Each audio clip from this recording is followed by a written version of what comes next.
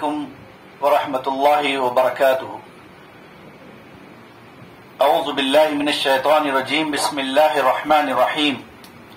وننزل من القرآن ما هو شفاء ورحمۃ للمؤمنین۔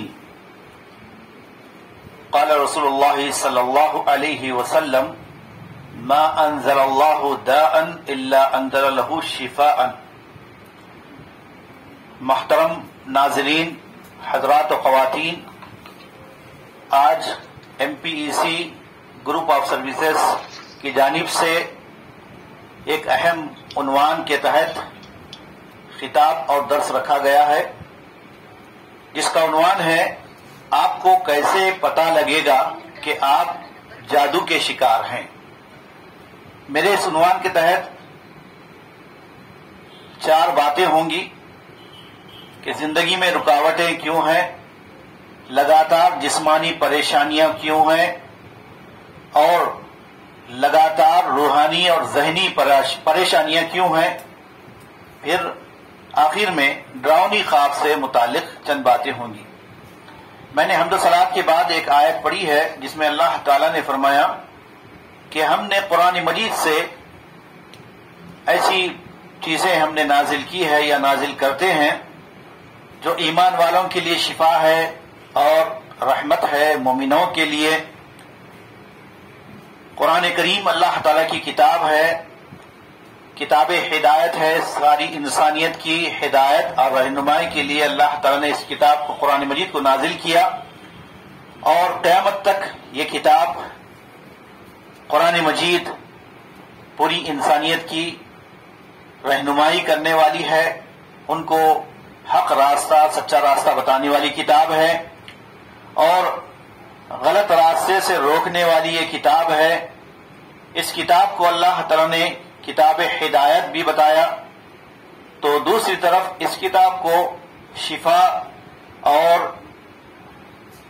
ایمان والوں کے لیے صحت اور تندرستی کا ذریعہ بھی بتایا۔ شفاء لما فی الصدور، دلوں کے اندر جو بیماریاں ہیں اس کے لیے شفا ہے۔ اللہ کے نبی صلی اللہ علیہ وسلم نے فرمایا کہ اللہ تعالیٰ نے کوئی ایسی بیماری نہیں اتاری جس کی شفا نہ اتاری ہو۔ معلوم یہ ہوا کہ ہر بیماری قابل علاج ہے، کوئی بیماری لا علاج نہیں ہے۔ جو لوگ یہ کہتے ہیں کہ یہ بیماری لا علاج ہے وہ غلط کہتے ہیں۔ تو آئیے، آپ کو کیسے پتا چلے گا کہ آپ جادو کے شکار ہیں؟ میری ان باتوں کو آپ غور سے سماعت کیجئے۔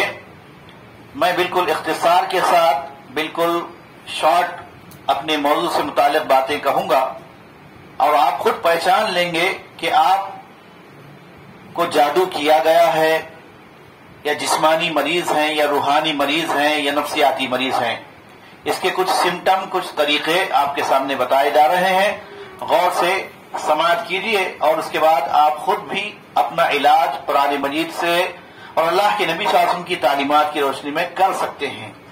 تو خود پہچان لیجئے کہ کہیں آپ جادو سے متاثر تو نہیں ہیں، اور یہ علامتیں ہیں اس کی: زندگی میں رکاوٹیں ہونا، لگاتار جسمانی، روحانی اور ذہنی پریشانیوں میں گرفتار رہنا، ڈراؤنی خواب کی کثرت یا زیادہ سے زیادہ ڈراؤنی خواب دیکھنا، اور اسی کے ساتھ عجیب طرح کے کنٹینیو مستقل مسائل میں گرفتار رہنا۔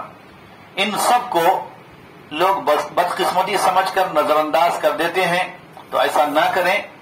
اللہ تعالیٰ ہی جانتا ہے کہ کس کی قسمت میں کیا ہے، قسمت کا حال صرف اللہ جانتا ہے۔ اس لیے ہم کو اپنی قسمت پر یقین ہونا چاہیے۔ شریعت میں اسے تقدیر کہا جاتا ہے، اور تقدیر میں 2 باتیں ہیں: تقدیر شر اور تقدیر خیر، والقدر خیرہ وشرہ۔ تو اس پر ہمارا ایمان ہونا چاہیے۔ صرف دوائیں لیتے رہنا اور قرآنی علاج کو، شرعی رقیہ کو نظر انداز کر دینا، یہ بھی ایک بہت بڑا المیہ ہے۔ لوگ دوائیں کھاتے رہتے ہیں برسوں سے، اور ان کا اس پر یقین ہوتا ہے کہ ہم جب تک دوا نہیں کھائیں گے صحت مند نہیں ہوں گے۔ تو یاد رکھیے، اللہ تعالیٰ نے جہاں دوائیں نازل کی ہے दुआएं भी नाजिल की हैं। दुआ और दवा दोनों जरूरी है, ये दोनों एक साथ चल सकते हैं, इसमें मुज़ायका नहीं है। लाख कोशिशों के बावजूद जिंदगी में सुधार नहीं आ रहा है तो समझ जाइए कि आप संगीन मसाइल से दो चार हैं। तो आइए बितरतीब आपके सामने मैं इन 4 मसाइल को रखता हूं कि अगर आप इन मसाइल को अच्छी तरह समझ जाएं तो बहुत मुमकिन है कि आप जादू से मुतासिर हैं। पहली बात तो ये कि जादू का होना ये हक है। अल्लाह ताला ने कुरान करीम में फरमाया सूरह बकरा आयत 102 में कि जादू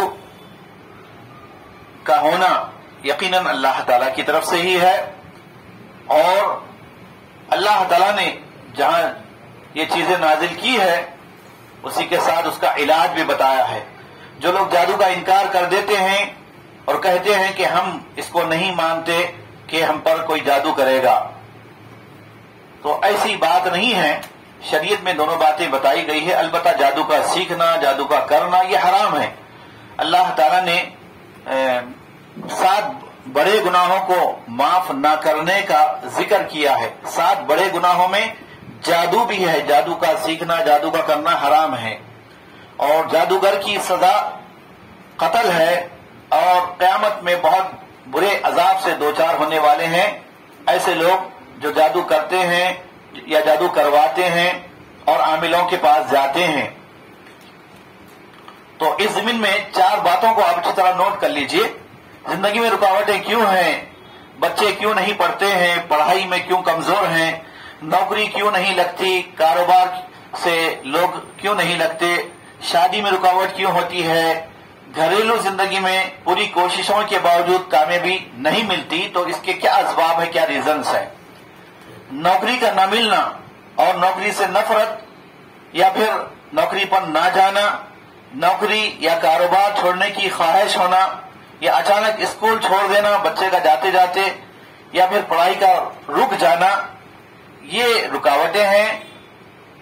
और इसके साथ कारोबार का अचानक बंद हो जाना या दिवालिया निकल जाना, कर्ज में मुब्तला हो जाना, या पूरी कोशिशों के बावजूद नुकसान पे नुकसान होते रहना।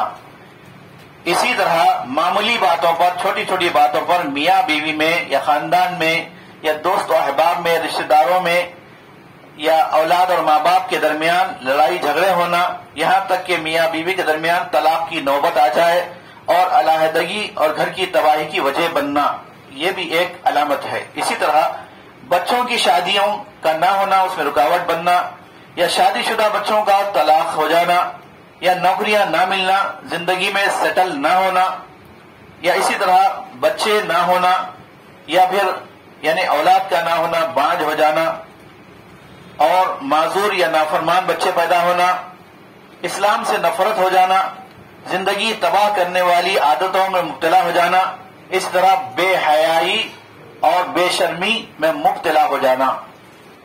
अगर ये अलामतें आप अपने अंदर पाते हैं तो समझिए कि पहली अलामत आपके अंदर पाई गई है जादू की। अब दूसरी अलामत है कि लगातार गैर मामूली बीमारियां होना या परेशानी की कमी की वजह मालूम ना होना, या मालूम भी होती है तो इसका इलाज ना होना, और तकलीफ में बराबर मुब्तला रहना। जैसे हमेशा सर का दर्द रहना, या आधे सर का दर्द शकीका में मुब्तला होना, या पेट का कंटिन्यू दर्द रहना, या हाजमा के मसाइल हो जाना, या बार बार मोशन आना, या बार बार डकारें आना, और शदीद कब्ज में मुब्तला हो जाना।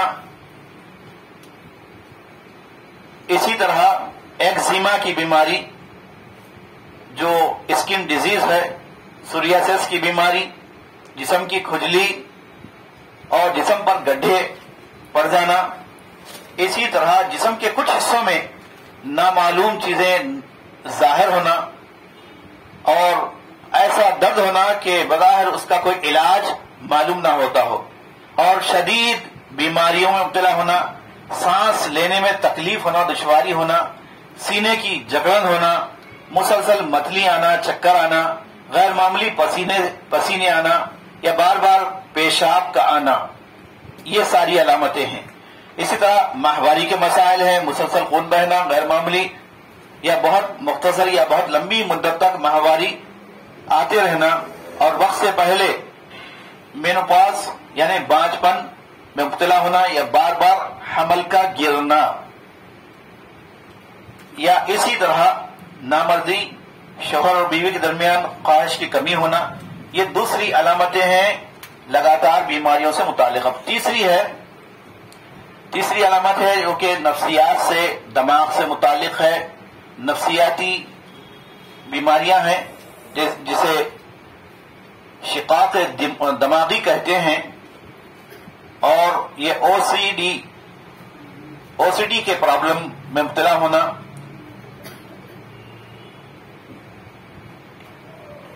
اسی طرح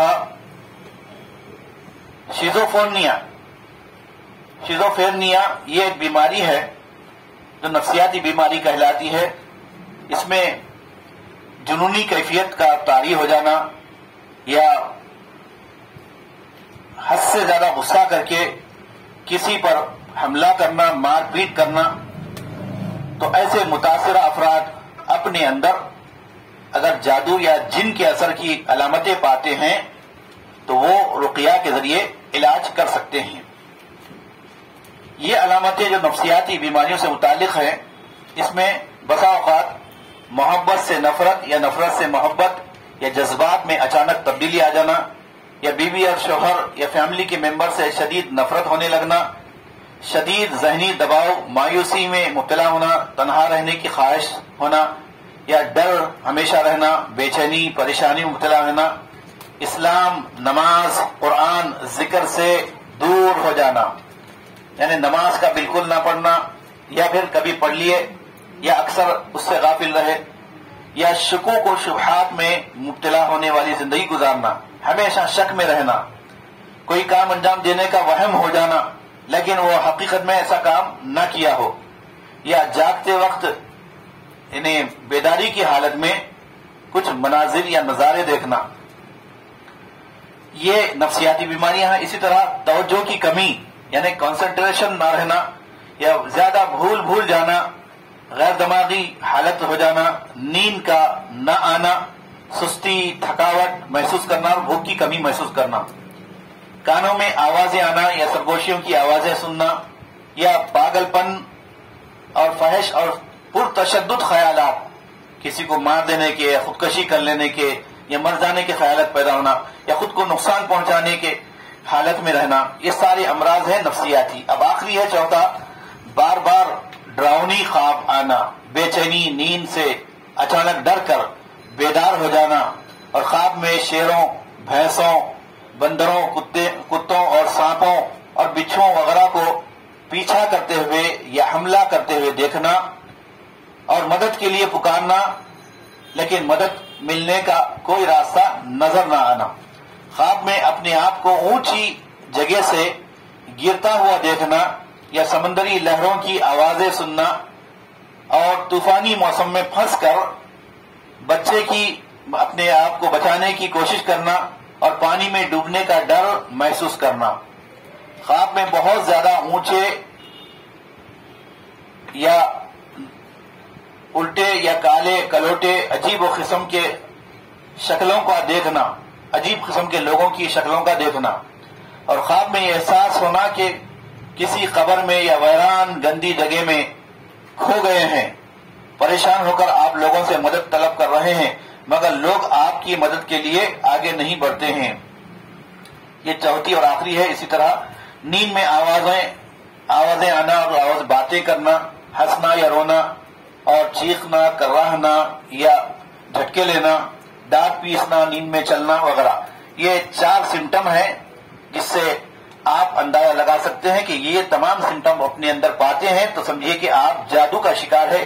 اس کے لیے پہلے آپ جادو کے توڑ کے لیے کیسا آپ علاج کر سکتے ہیں، کیسے بچ سکتے ہیں، آپ تشریف لائیے MPC رقیہ سینٹر مغل پورہ پر، آپ کو انشاءاللہ تشفی بخش اس تعلق سے علاج بتایا جائے گا قرآن و سنت کی روشنی میں، اور شرکیہ عملی جو طریقے ہیں جو آج لوگ کر رہے ہیں اس سے بچنا چاہیے، کیونکہ یہ شرک ہے۔